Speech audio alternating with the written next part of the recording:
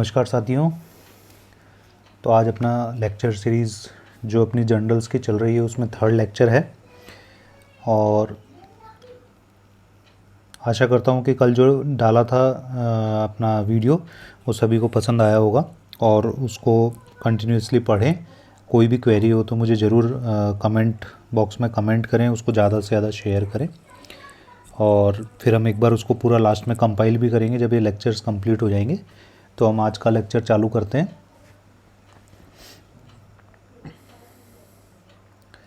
सबसे पहला important article जो है कोविड-19 के बारे में, जैसा कि सब लोग जानते हैं डेफिनेटली 3 से 4 क्वेश्चन है, 5 क्वेश्चन आपको कोविड-19 पे मिलने वाले हैं नीट पीजी 2021 के अंदर। उसमें एक बहुत इंपॉर्टेंट जो रिसर्च चल रहा है कोविड-19 के ट्रीटमेंट को लेकर, तो ये आर्टिकल है बेरिसिटिनिब को के बारे में। सब जानते हैं कि टोसिलिजुमाब जो है, जो कि इंटरल्यूकिन 6 रिसेप्टर इनिबिटर था, सबक्यूटेनियसली दिया जा रहा था, जिसके बारे में कल हमने एक आर्टिकल में बात करी थी। आप चाहे वो प्रीवियस लेक्चर देखकर उसके बारे में पढ़ सकते हैं। तो जो इंटरल्यूकिन 6 पाथवे इनिबिटर था टोसिलिजुमाब, उसके साथ में एडजंक्टिव ट्रीटमेंट के रूप में जेनस काइनेज इनिबिटर बेरिसिटिनिब को भी ट्रायल पर्पस से यूज़ किया जा रहा है कोविड-19 के अंदर। और हमने भी कई पेशेंट्स के अंदर इसको यूज़ किया है और इसके रिज़ल्ट्स कंपैरेटिवली बहुत अच्छे थे।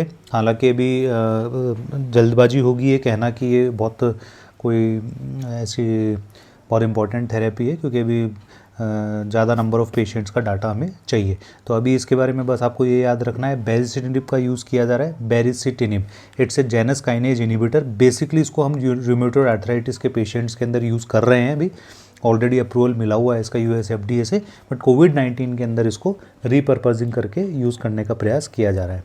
तो ये आपको याद रखना है, baricitinib is a Janus kinase inhibitor जो कि कोविड-19 के अंदर यूज़ किया जा रहा है। नेक्स्ट आपका बहुत इंपॉर्टेंट आर्टिकल है, अगेन जो मैंने कल आपको बात कही थी, INI CET 2021 एग्ज़ाम के अंदर ब्रेस्ट कैंसर को लेकर कम से कम 3 क्वेश्चन थे। और वो तीनों क्वेश्चन इसीलिए थे क्योंकि ब्रेस्ट कैंसर पे बहुत ज़्यादा रिसर्च चल रहा है और रिसेंटली जो इस साल के आर्टिकल्स थे उसमें ब्रेस्ट कैंसर के ऊपर कई सारे आर्टिकल्स पब्लिश हुए थे। उसी तरह का ये आर्टिकल है। तो हमें फिर एक टॉपिक मिला है ब्रेस्ट कैंसर का, जो डेफिनेटली उससे रिलेटेड आपको 2 से 3 क्वेश्चन आपके नीट पीजी में भी मिल सकते हैं। ये आर्टिकल है ओलापेरिब के बारे में। जो BRCA कैरियर्स होते हैं, यानी BRCA1 और BRCA2 जीन के बारे में सभी लोग पढ़ चुके हैं। जो इस तरह के BRCA1 और BRCA2 जीन्स के कैरियर्स होते हैं, जो पर्सन्स होते हैं, जो पेशेंट्स होते हैं, उनके अंदर ब्रेस्ट कैंसर होने के चांस, फैमिलियल ब्रेस्ट कैंसर होने के चांसेस रहते हैं। तो एक्चुअली ओलापेरिब क्या है, अब तक क्या किया जा रहा था, poly ADP ribose polymerase inhibitors, यानी PARP inhibitors, poly adiporibose polymerase inhibitors. PARP inhibitors जो हैं उनको अभी तक हम लोग जो BRCA1 और BRCA2 पॉजिटिव जो पेशेंट्स होते थे उनके अंदर एडवांस्ड ब्रेस्ट कैंसर था, उसके अंदर यूज़ किया जा रहा था। बट अब ये कोशिश की जा रही है, ये ट्रायल की जा रही है कि क्या हम इस PARP इनिबिटर्स को अर्ली ब्रेस्ट कैंसर के अंदर भी इसको दे सकते हैं, और यदि अर्ली ब्रेस्ट कैंसर के पेशेंट्स में इनको देते हैं तो क्या हमें फ़ायदा मिलेगा। तो ये देखा गया है कि बहुत ही इंपॉर्टेंट, बहुत ही डेफिनेट एक डिजीज़ फ्री सर्वाइवल पीरियड, बहुत इंपॉर्टेंट बेनिफिट मिला है ओलापेरिब को देने पे, जो कि एक PARP इनिबिटर है। और यदि उसको BRCA1 BRCA2 कैरियर्स के जो पेशेंट्स हैं जिनके अंदर अर्ली ब्रेस्ट कैंसर के अंदर भी, यानी अर्ली स्टेज के अंदर भी यदि हम लोग देते हैं तो डेफिनेटली उनके अंदर सर्वाइवल बेनिफिट इंक्रीज़ होता है। तो आपको याद रखना है केवल 3 बातें। Olaparib is a drug, it is a PARP inhibitor which is used in breast cancer patient, specifically in BRCA1 BRCA2 positive patients, और इसको अर्ली या लेट दोनों स्टेजेस में यूज़ किया जा सकता है। नेक्स्ट आपका बहुत इंपॉर्टेंट आर्टिकल है, surgical left atrial appendage occlusion for patients undergoing cardiac surgery. Again इस आर्टिकल के अंदर कई बेसिक कंसेप्ट जो मैं आपको बता रहा हूँ। देखिए, यूजुअली जो आपका कोई भी कार्डियक पेशेंट्स होता है, कोई किसी भी कार्डियक मॉर्बिडिटी के जो पेशेंट्स होते हैं, उन पेशेंट्स के अंदर जो एट्रियल फिब्रिलेशन होता है, एट्रियल फिब्रिलेशन वाले पेशेंट्स के अंदर द मोस्ट इंपॉर्टेंट सोर्स जो होता है थ्रोम्बस का, थ्रोम्बोएम्बोलिज्म का, वो आपका लेफ्ट एट्रियल अपेंडेजेस होता है।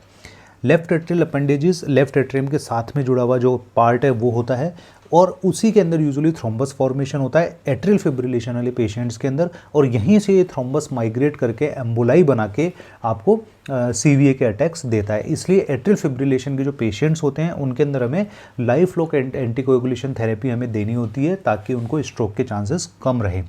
तो अभी इस आर्टिकल में क्या बात की जा रही है कि जो एट्रियल फिब्रिलेशन वाले पेशेंट है, सबसे पहला तो एक क्वेश्चन इंपॉर्टेंट ये बनता है कि जो सबसे पहली लाइन मैंने मार्क कर रखी है वो आप ध्यान देंगे, एट्रियल फिब्रिलेशन में the left atrial appendage is the primary source of thromboembolism, number 1।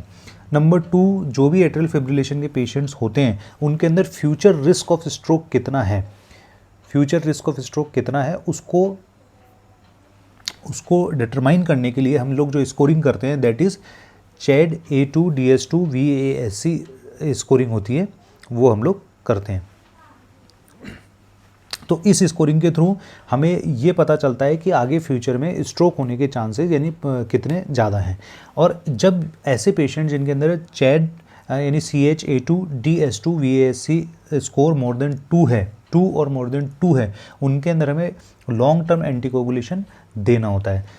तो अब ये जो आर्टिकल है इसमें ये रिसर्च की जा रही है, ऑलमोस्ट 4800 पेशेंट्स पे रिसर्च किया गया है कि किसी भी अदर पर्पस के लिए यदि उस पेशेंट की कार्डियक सर्जरी की जा रही है, यदि किसी भी अदर पर्पस के लिए एट्रियल फिब्रिलेशन के लिए कोई कार्डियक सर्जरी नहीं होती है लेकिन उसकी किसी भी अदर पर्पस के लिए कोई कार्डियक सर्जरी की जा रही है, उस पेशेंट को AF है, तो ड्यूरिंग दैट कार्डियक सर्जरी उसका LAA यानी लेफ्ट एट्रियल अपेंडेज को सर्जिकली ऑक्लूड कर देना चाहिए ताकि फ्यूचर में उसका वहाँ पे थ्रोम्बस बनने का चांस कम हो जाए, और उसको थ्रोम्बस बनने का चांस कम होगा तो आगे फ्यूचर रिस्क ऑफ स्ट्रोक जो है वो बहुत कम हो जाएंगे।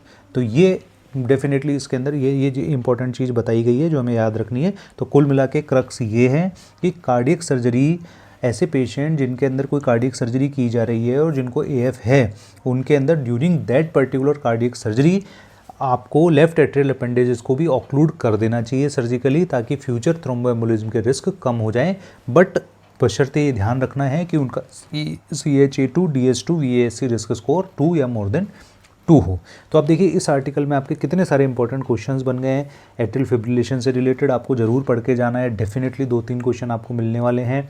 आपका स्कोरिंग सिस्टम है CH-A2 DS2 VASC risk scoring system है स्ट्रोक प्रोग्नोसिस के लिए, स्ट्रोक आइडेंटिफिकेशन के लिए, मॉर्बिडिटी आइडेंटिफिकेशन के लिए, वो आपको पढ़ के जाना है और डेफिनेटली ये आर्टिकल गुड तो है। देन आपका थर्ड इंपॉर्टेंट आर्टिकल है, एक बिल्कुल सिंपल सी बात है जो मैं बता देता हूँ आपको। गुइलेन-बारे सिंड्रोम जो होता है that is acute demyelinating axonal neuropathy, AIDP, acute intermittent demyelinating acute infectious बोल लीजिए, acute infectious demyelinating polyneuropathy, AIDP भी बोलते हैं हम गुइलेन-बारे सिंड्रोम को, और इसका जो क्रॉनिक कोर्स भी होता है। कई बार ऐसे पेशेंट्स के अंदर हमें the treatment of choice in patient के अंदर जो होता है दैट इज़ इंट्रावीनस इम्यूनोग्लोबुलिन। यहीं पे मैं आपको इसकी थोड़ी सी डोज बता देता हूँ। इसकी जो डोज होती है वो 2 ग्राम पर किलोग्राम की डोज होती है, और उस पूरी डोज को हम लोग डिवाइड करते हैं 5 डेज़ के अंदर, 5 डोजेस के अंदर, यानी 400 मिलीग्राम पर किलोग्राम की डोज पर डे दी जाती है। तो गुइलेन-बारे सिंड्रोम के अंदर यूजुअली इंट्रावीनस इम्यूनोग्लोबुलिन को is the treatment of choice. But ये जो आर्टिकल है ये इसलिए पब्लिश किया गया है कि यूजुअली एक सिंगल कोर्स IVIG का दिया जाता है जो डोज का मैंने बताया आपको, लेकिन कई बार वो कोर्स देने के बाद भी गुइलेन-बारे सिंड्रोम के पेशेंट्स के अंदर जो सिम्टम्स हैं वो रिजॉल्व नहीं होते हैं, इवन वर्सन हो जाते हैं। तो सीवियर गुइलेन-बारे सिंड्रोम के अंदर क्या हम दूसरी dose, second course of intravenous immunoglobulin दे सकते हैं? तो लेकिन ये देखा गया है कि सेकंड कोर्स देने के बाद में भी कोई फ़ायदा नहीं मिला है अब तक के ट्रायल्स के अंदर, इसलिए सेकंड कोर्स देने का कोई मतलब नहीं है। तो यहाँ ये याद रखना है अपन को। GBS के बारे में डेफिनेटली पढ़ के जाएं, एक क्वेश्चन आपको डेफिनेटली मिलने वाला है। अगेन जो कल मैंने बात करी थी, मैं अपनी हर ये जितने भी कल अपन ने बताया था INI CET के अंदर एग्जाम में क्वेश्चंस आए थे, फिर यहाँ से प्रूव हो रहा है। निवोलुमाब पे डायरेक्ट क्वेश्चन था, निवोलुमाब के बारे में डेफिनेटली पढ़ के जाएं। PDL1 जो ड्रग है ये program death ligand 1 inhibitor drug है, ये इसके बारे में पढ़ के जाएँ। और ये डेफिनेटली इस पर एक क्वेश्चन फिर आपको नीट PG के अंदर मिलने वाला है जो कि जैसा क्वेश्चन वहाँ पे था। तो अभी ये जो आर्टिकल है पब्लिश किया गया, post operative nivolumab after initial chemo radiotherapy for oesophageal and oesophagogastric junctional cancer. जो oesophageal and oesophagogastric junctional cancer के जो पेशेंट्स हैं उनमें कीमो रेडियोथेरेपी देने के बाद में क्या निवोलुमाब का ट्रीटमेंट देने से उनको कोई फ़ायदा होने वाला है। डेफिनेटली फ़ायदा होने वाला है। ऑलमोस्ट डबल सर्वाइवल कर दिया है निवोलुमाब ने, इसलिए 1 साल तक एटलीस्ट आपको एडजंक्ट निवोलुमाब थेरेपी देनी है, जो कि जिनकी सर्जरी की जा चुकी है पोस्ट ऑपरेटिव, यानी इनको रिसेक्शन किया जा चुका है ईसोफेजियल और ईजीजे कैंसर का, तो उनमें बहुत डेफिनेटली फ़ायदा मिलता है। तो अनदर इम्पॉर्टेंट आपका एक इंडिकेशन बन गया है निवोलुमाब का कि पोस्ट सर्जिकल जो पेशेंट्स होते हैं ईसोफेजियल एंड ईसोफेजियोगैस्ट्रिक जंक्शनल कैंसर के, उनमें भी निवोलुमाब को यूज़ किया जा सकता है। और सबसे इम्पॉर्टेंट चीज़, इन पेशेंट्स के अंदर आपको ये PD-L1 रिसेप्टर इनके अंदर प्रेजेंट है या नहीं है, PD-L1 का स्टेटस आपको देखने की ज़रूरत नहीं है। इररेस्पेक्टिव ऑफ PD-L1 स्टेटस आप जब इसमें ट्रीटमेंट में देते हो तो फ़ायदा मिलता है। तो निवोलुमाब का अनदर इंडिकेशन है ईसोफेजियल एंड ईसोफेजियोगैस्ट्रिक जंक्शनल कैंसर। ये बहुत बहुत इंपॉर्टेंट आर्टिकल है, इस पर डेफिनेटली इसको याद कर लीजिएगा, पढ़ लीजिएगा। लो dose aspirin for those with previous pregnancy loss यानी मिसकैरिएज। अब तक जो हम लो डोज एस्पिरिन का यूज़ करते हैं, ऐसे पेशेंट्स हमारे पास में बहुत आते हैं जिनके अंदर फ्रीक्वेंट या रिकरेंट प्रेगनेंसी लॉसेस होते हैं। यूजुअली उनमें एप्ला सिंड्रोम के चांसेस देखने को मिलते हैं, पॉजिटिव भी आ जाता है, और उनके अंदर हमें लो डोज एस्पिरिन थेरेपी चालू करनी पड़ती है बिफोर कंसेप्शन। तो लो डोज एस्पिरिन का मतलब, पहले तो डोज याद रखनी है आपको कि 81 milligram is the dose which is considered as low dose aspirin. अब तक ये पेशेंट्स उन्हीं पेशेंट्स में देते थे जिनके अंदर आपको एप्ला सिंड्रोम मिल रहा है या और कोई अदर कोमोर्बिडिटी स्पेसिफिकली मिल रही है, जिनके अंदर प्री एक्लेम्शिया के चांसेस वगैरह ज़्यादा हैं। लेकिन अब ये डाटा आ चुका है जिसमें ये देखा गया कि इररेस्पेक्टिव ऑफ द कॉज, यदि कोई भी पेशेंट आपके पास में ऐसा आ रहा है जिसके अंदर रिकरेंट प्रेगनेंसी लॉस की हिस्ट्री है, यदि उसको आप लो डोज एस्पिरिन देते हो तो उन पेशेंट्स के अंदर डेफिनेटली आगे फ़ायदा मिलता है प्री कंसेप्शन उनको देने पे, और प्रेगनेंसी लॉस के चांसेस आगे कम हो जाते हैं। तो हम अब ज़रूरी नहीं है एप्ला सिंड्रोम वाले पेशेंट में ही दें, आप जो अदर कॉजेज़ के जो रिकरेंट प्रेगनेंसी लॉस के पेशेंट हैं उनमें भी लो डोज एस्पिरिन यूज़ कर सकते हो। तो रिकरेंट प्रेगनेंसी लॉस पे आप डेफिनेटली एक क्वेश्चन आपको मिलने वाला है, चाहे वो एप्ला सिंड्रोम से रिलेटेड हो या अदर कॉजेज से रिलेटेड हो, उसको पढ़ लेना। देन बहुत इंपॉर्टेंट आर्टिकल है levonorgestrel intrauterine device for emergency contraception. ये मैं मेरे पहले लेक्चर के अंदर बता चुका था, यहाँ पे जस्ट एक लाइन रिवाइज कर रहा हूँ। अब तक हम लोग इमरजेंसी कॉन्ट्रासेप्शन के तौर पे, इमरजेंसी कॉन्ट्रासेप्शन के लिए कॉपर आईयूडीज़ ही यूज़ किया करते थे, और इमरजेंसी कॉन्ट्रासेप्शन में बाकी कोई यूज़ नहीं करते थे। बट ट्रायल हुआ, उसमें ये देखा गया कि लियोनोरगेस्ट्रेल इंट्रायूट्राइन डिवाइसेस भी सिमिलरली यूज़फुल हैं, जो कि उसकी डोज जो है वो 52 मिलीग्राम है, और सिमिलरली उसको यूज़ किया जा सकता है। तो अभी आपके पास में इमरजेंसी कॉन्ट्रासेप्शन के लिए दोनों चॉइसेस अवेलेबल हैं। ये एक बहुत ही बेसिक क्वेश्चन है, बेसिक आपका टॉपिक है पेल्विक इन्फ्लामेटरी डिजीज़। बिल्कुल अच्छी तरह पढ़ लीजिएगा इसको, क्या ट्रीटमेंट होता है, क्या डायग्नोस्टिक मॉडलिटी होती है।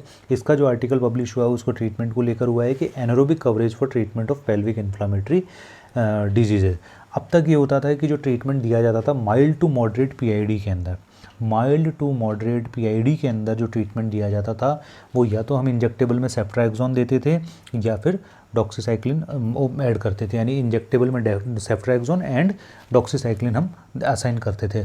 लेकिन ये देखा गया है कि जिन पेशेंट्स के अंदर मेट्रोनिडाजोल ऐड किया गया है, यानी जो एनारोबिक कवरेज के लिए, आपको पता होगा ये कि एनारोबिक कवरेज के लिए हम लोग मेट्रोनिडाजोल दे सकते हैं, क्लिंडामाइसिन दे सकते हैं, बट यहाँ पे ट्रायल जो हुआ वो मेट्रोनिडाजोल का हुआ है।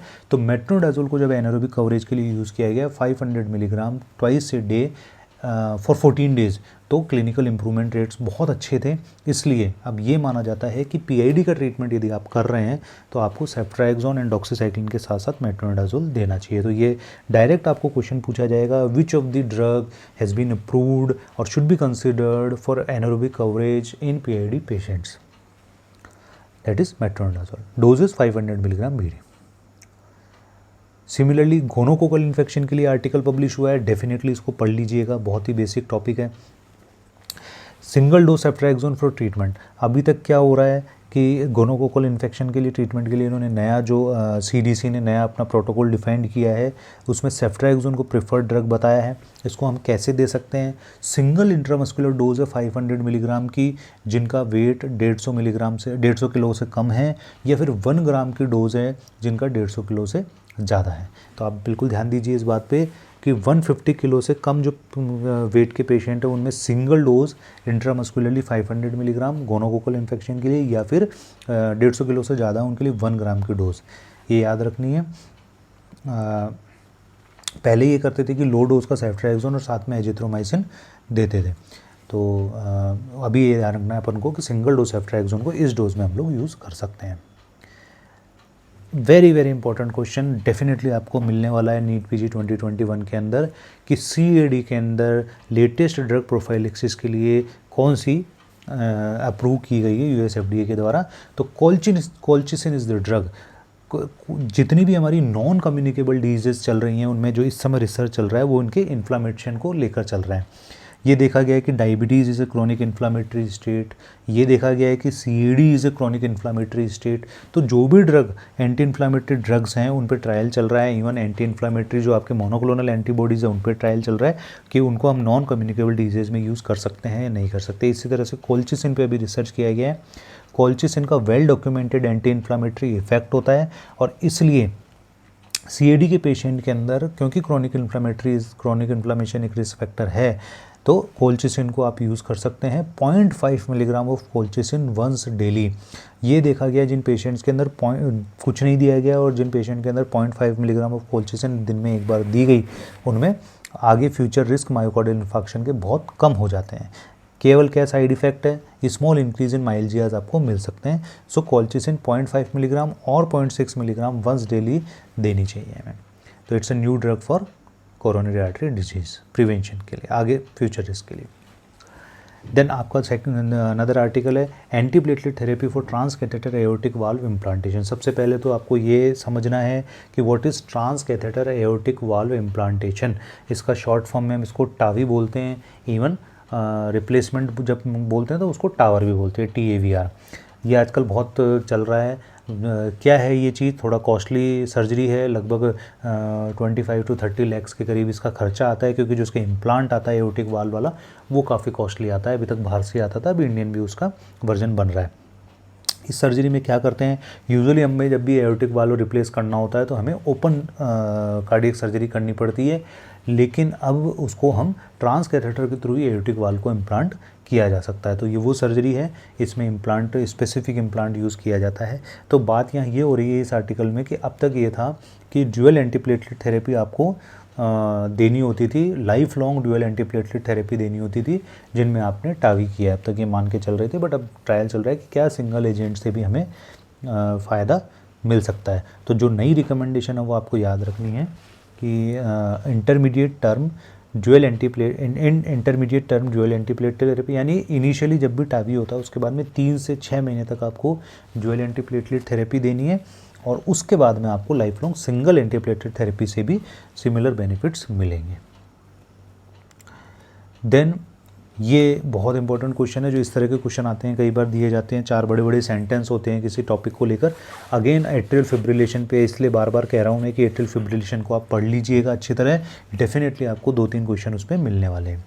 तो हमें एट्रियल फिब्रिलेशन का जब हम ट्रीटमेंट करते हैं तो हमारे लिए 2 चीज़ इंपॉर्टेंट होती है। एक होता है रिदम कंट्रोल और एक होता है रेट कंट्रोल। यदि आप लोगों ने पढ़ रखा है एट्रियल फिब्रिलेशन, नहीं तो आप मुझे कमेंट बॉक्स में लिख दीजिएगा, मैं उसका एक लेक्चर छोटा सा ले लूँगा AF का, यदि किसी को भी कन्फ्यूज़न है, प्रॉब्लम है तो एट्रियल फिब्रिलेशन में हमें 2 पार्ट करने होते हैं, rhythm control and rate control.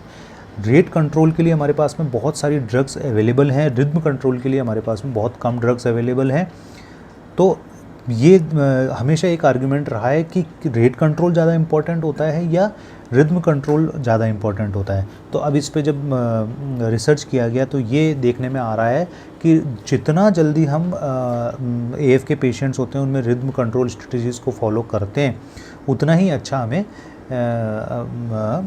फ़ायदा मिलता है आगे। AF से होने वाली जो कोमॉर्बिडिटीज़ हैं या जिनका आगे जो उनका नुकसान है, कॉम्प्लिकेशन से AF की, उनसे हम बच पाते हैं।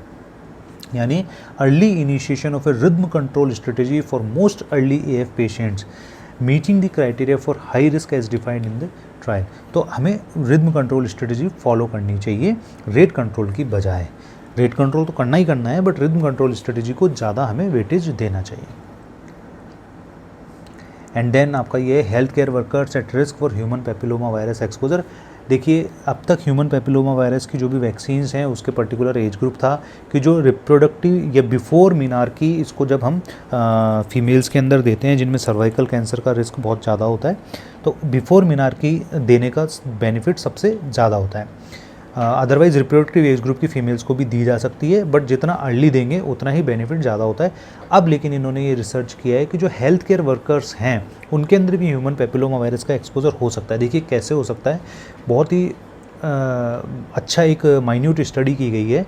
जो ऐसे हेल्थ केयर वर्कर्स हैं जो पेशेंट उनके पास में आ रही है सर्वाइकल इंट्रा एपिथेलियल नियोप्लेजिया यानी CIN लेके, this is the staging pattern of cervical cancer, ये पढ़ना है आपको। और आप देखिए ये जो टॉपिक पब्लिश हुआ था, इसको जब आप डिटेल में पढ़ेंगे तो आपको पता लगेगा कि पैप स्मीयर का कितना बड़ा रोल है। और अकेली पैप स्मीयर पे कम से कम 3 या 4 क्वेश्चन इस बार INI CET में दे दिए गए थे बिकॉज ऑफ दिस आर्टिकल, और इसी तरह से और 1-2 आर्टिकल थे उनकी वजह से। तो यहाँ इस आर्टिकल में ये बताया गया है कि जो health care workers cervical intra epithelial neoplasia को ट्रीट करते समय लीप प्रोसीजर करते हैं, that is loop electrosurgical excision procedure, loop electrosurgical excision procedure को करते हैं, तो वो हेल्थ केयर एक्सपोज होते हैं ह्यूमन पैपिलोमा वायरस से। और जब वो एक्सपोज होते हैं तो उनको बचाने के लिए हमारे पास में पर्सनल प्रोटेक्टिव इक्विपमेंट्स में N95 मास्क है। इसके अलावा एक्चुअली जब होता क्या है कि ये प्रोसीजर लीप प्रोसीजर करते समय स्मोक या वेपर जनरेट होती है, उस स्मोक या वेपर की वजह से ह्यूमन पैपिलोमा वायरस का एक्सपोजर होता है। और उन हेल्थ केयर वर्कर्स के अंदर HPV रिलेटेड कौन सी डिजीज़ का रिस्क देखने को मिलता है? एरो डाइजेस्टिव ट्रैक्ट से रिलेटेड डिजीज जैसे ओरोफेरिंजियल कैंसर और लेरिंजियल पेपिलोमेटोसिस का रिस्क देखने को मिलता है। सर्वाइकल कैंसर का रिस्क देखने को नहीं मिलता। क्या मिलता है? ओरोफेरिंजियल कैंसर, क्योंकि वो स्मोक या अब हमारे अपर रेस्पिरेटरी ट्रैक्ट के थ्रू HPV एक्सपोजर हो रहा है। तो ओरोफेरिंजियल कैंसर एंड लेरिंजियल पेपिलोमेटोसिस के चांसेस बढ़ जाते हैं उन हेल्थ केयर वर्कर्स के अंदर। तो ये रिकमेंड किया गया है कि जो हेल्थ केयर वर्कर्स एक्सपोजर में आ रहे हैं, CIN के लिए लीव प्रोसीजर को कर रहे हैं, उनको HPV वैक्सीन जो है वो लगाई जानी चाहिए, ताकि उनको ये सब जो ओरोफेरिंजियल कैंसर या लेरिंजियल पेपिलोमेटोसिस के चांसेस कम वो उससे प्रिवेंट कर पाएँ।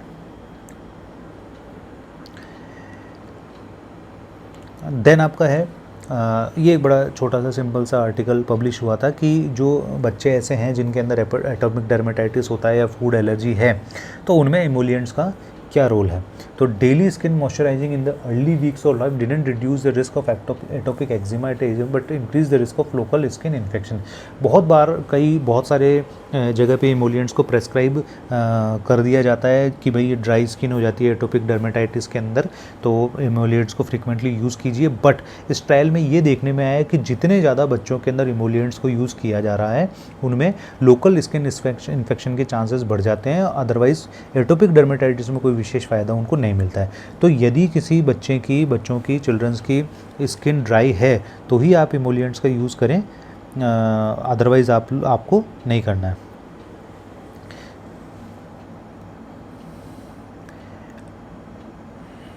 देन आपका लेंटीवायरल जीन थेरेपी फॉर ADA-SCID। एक एंजाइम है हमारे पास में एडिनोसिन डी एमिनेज।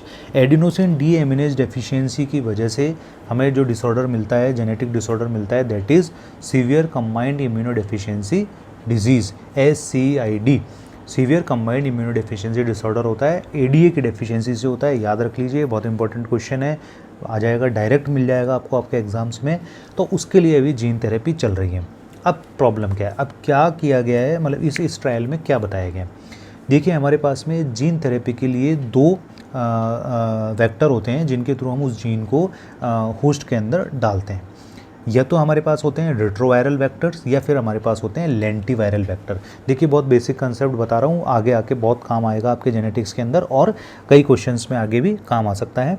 तो हमारे पास में व्हीकल के लिए जब हमें जीन भेजना है, किसी होस्ट के अंदर इंसर्ट करना है, तो हमारे पास में दो वेक्टर हैं, लेंटीवायरल वेक्टर है और एक रेट्रोवायरल वेक्टर है। तो ये देखा जा रहा है कि जब हम रेट्रोवायरल वेक्टर को जीन थेरेपी के लिए यूज़ करते हैं तो उस ऐसे होस्ट के अंदर ल्यूकीमिया लाइक कॉम्प्लिकेशन के चांसेस बढ़ जाते हैं। क्यों बढ़ जाते हैं? क्योंकि जो रेट्रोवायरल वेक्टर्स होते हैं वो रेट्रोवायरसेस हमारी ह्यूमन जीनोम के साथ में मर्ज होकर प्रोटोऑन्कोजीन्स को एक्टिवेट कर देते हैं। प्रोटोऑन्कोजीन्स को एक्टिवेट कर देते हैं तो ल्यूकोप्रोलिफरेटिव डिसऑर्डर्स के चांसेस बढ़ जाते हैं, ऐसा देखा गया है। लेकिन यदि हम लेंटीवायरस को यूज़ करते हैं तो लेंटीवायरल को जब हम वेक्टर को हम जब व्हीकल के तौर पे यूज़ करते हैं तो ऐसे पेशेंट्स के अंदर हमें ऐसे जीन थेरेपी वाले पेशेंट्स के अंदर हमें ल्यूकोप्रोलिफरेटिव डिसऑर्डर्स के, ल्यूकीमिया लाइक डिजीज़ के चांसेस नहीं पाए गए। इसलिए हमें ये इस ट्रायल के द्वारा ये सजेस्ट किया गया है कि lentiviral vectors appear to have similar success rate as retroviral vector when used for gene therapy but with less risk of leukoproliferative adverse event. तो अब ये कैसे पूछा जाएगा आपके एग्जाम में? सबसे इंपॉर्टेंट तो यही पूछा जाएगा कि जीन थेरेपी भैया कौन कौन से डिसऑर्डर्स के अंदर चल रही है, उसमें SCID एक आपको याद रखना है। SCID कैसे होता है? ADA डेफिशिएंसी से होता है। क्या क्या वेक्टर्स आप यूज़ कर सकते हैं जीन थेरेपी के लिए? तो उसमें लेंटीवायरल और रेट्रोवायरल दो मैंने बता दिए। कौन सा ज़्यादा बेटर होता है? वो लेंटीवायरल ज़्यादा बेटर होता है क्योंकि उसमें ल्यूकीमिया लाइक इलनेस के चांसेस कम होते हैं। देन आपका CXCR4 antagonist for Vim syndrome. अब देखिए विम सिंड्रोम हम हो सकता है बहुत सारे लोगों ने सुना ही नहीं हो, मैंने भी पहले कभी नहीं सुना था। अब देखिए आप, मतलब ठीक है, ये बड़े रेयर से सिंड्रोम है, एग्ज़ाम्स के लिए ही होते हैं इंपॉर्टेंट, बाकी वैसे इंपॉर्टेंट नहीं होते हैं और इनको सिंड्रोमिक अप्रोच को फॉलो करना भी थोड़ा डिफ़िकल्ट होता है, बट ठीक है, अच्छा क्वेश्चन है तो आप याद रखें, डेफिनेटली आ सकता है। विम syndrome, W for wart, H for hypogammaglobulinemia, I for infection and M for myelokathexis. यानी दिस इज़ ए विम सिंड्रोम जो कि it is caused by pathogenic variants in the CXC chemokine receptor 4, CXC chemokine receptor 4 gene के अंदर variation की वजह से ये विम सिंड्रोम होता है। होता क्या है इसके अंदर? रिकरेंट बैक्टीरियल साइनोपल्मोनरी इन्फेक्शंस लेके आता है पेशेंट, रिकैल्सिट्रेंट क्यूटेनियस वार्ट लेके आता है due to human papilloma virus. जब उनमें जेनेटिक स्टडी की जाती है तो पता चला CXCR4 जो जीन है उसके वेरिएंट की वजह से ये हुआ है। तो इसके लिए एक नई ड्रग डेवलप की गई है, मावोरिक्सा 4। ये एक इन्वेस्टिगेशनल ड्रग है, ओरल ड्रग है, सेलेक्टिव CXCR4 एंटागोनिस्ट है। Selective CXCR4 antagonist oral drug है मावोरिक्सा 4, जो कि विम सिंड्रोम के लिए डेवलप की जा रही है। अब तक विम सिंड्रोम के लिए एक इंजेक्टेबल थेरेपी थी, सबक्यूटेनियस CXCR4 एंटागोनिस्ट हमारे पास में अवेलेबल था, प्लेरिक्सा 4, बट अब ओरल ड्रग डेवलप की गई है मावोरिक्सा 4। बस आपको ये याद रखना है। बाकी जो अदर ट्रीटमेंट अभी तक हम विम सिंड्रोम के लिए करते हैं उसमें इम्यूनोग्लोबुलिन रिप्लेसमेंट थेरेपी है, ग्रेनुलोसाइट और GM-CSF कॉलोनी स्टिमुलेटिंग फैक्टर्स जो है वो देते हैं, हेमेटोपोएटिक सेल ट्रांसप्लांट तक करना पड़ता है, बट अभी ये नई थेरेपी डेवलप की गई। ये लास्ट दो आर्टिकल और पढ़ लेते हैं, फिर इस लेक्चर को क्लोज करेंगे। Anaphylaxis to messenger RNA covid वैक्सीन। अगेन मैंने ये आर्टिकल क्यों लिया है? जो बेंजलकोनियम क्लोराइड का जो आर्टिकल था कि किस कॉन्स्टिट्यूएंट की वजह से एलर्जी होती है NICET के एग्जाम में, सिमिलरली कोविड का क्वेश्चन है इसलिए आ सकता है, पूछा जा सकता है। जो मैसेंजर RNA कोविड-19 वैक्सीन हैं उनके लिए कुछ पेशेंट्स के अंदर एनाफाइलेक्टिक रिएक्शन देखी गई है, तो वो इसके कौन से कंपोनेंट की वजह से हो सकती है ऐसा एज्यूम किया जा रहा है, तो वह है पॉलीइथाइलिन ग्लाइकोल यानी पैग। उसके लिए उसकी वजह से एनाफाइलेक्टिक रिएक्शन हो सकती है। अदरवाइज एज सच कोई side effect messenger RNA covid vaccine का नहीं देखा गया। तो बस इतनी सी बात याद रखनी है कि मैसेंजर RNA कोविड-19 वैक्सीन में जो पैग होता है उसकी वजह से एनाफाइलेक्सिस हो सकता है। ये उपाडासिटिनिब फॉर एटोपिक डर्मेटाइटिस, ये मैं बता चुका हूँ आपको, ओरल सेलेक्टिव जैक इनहिबिटर है मेरे फर्स्ट वाले लेक्चर के अंदर। इसमें बस एक EASI 75 एक स्कोरिंग सिस्टम है, इंडेक्स सिस्टम है एक्जिमा के लिए, वो आपको याद रखना है। ये मेरे फर्स्ट लेक्चर में आप सुन सकते हैं। इसकी जो डोज थी वो 15 और 30 milligram once daily adolescent adult में देना है, moderate to severe atopic dermatitis के अंदर देना है, साथ में टॉपिकल स्टेरॉइड्स के साथ में, और वैसे ये RA की ड्रग है। देन अगेन आपका एटोपिक एब्रोसिटिनिब एक नई और ड्रग डेवलप करी जा रही है एटोपिक डर्मेटाइटिस के लिए। ये भी एक स्मॉल मोलिक्यूल है, ओरली एक्टिव JAK1 इनिबिटर है, जो कि बहुत सारे सेवरल साइटोकाइंस के सिग्नलिंग पाथवेज को बंद कर देता है। इसकी डोज जो है वो है ओरल देते हैं इसको, एब्रोसिटिनिब को 100 मिलीग्राम और 200 मिलीग्राम डेली देते हैं। जो अब तक वैसे एटोपिक डर्मेटाइटिस में यूज़ की जा रही थी ड्रग, वो है डुपिलुमैब 300 मिलीग्राम सबक्यूटेनियसली एवरी अदर।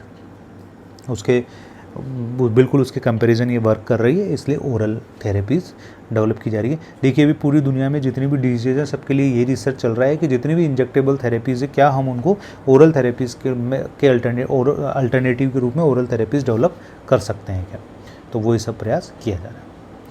धन्यवाद। ये अपना इस सीरीज़ का 3rd लेक्चर है और अभी मैं जल्दी सारा जो पूरा अपना पार्ट है उसको कवर करके इसको हम क्लोज़ करेंगे, और उसके बाद में जिसको भी बुक चाहिए कृपया करके मुझे कमेंट करें, मैं वो PDF जो वर्जन है बुक का वो मैं आपको सेंड करूँगा।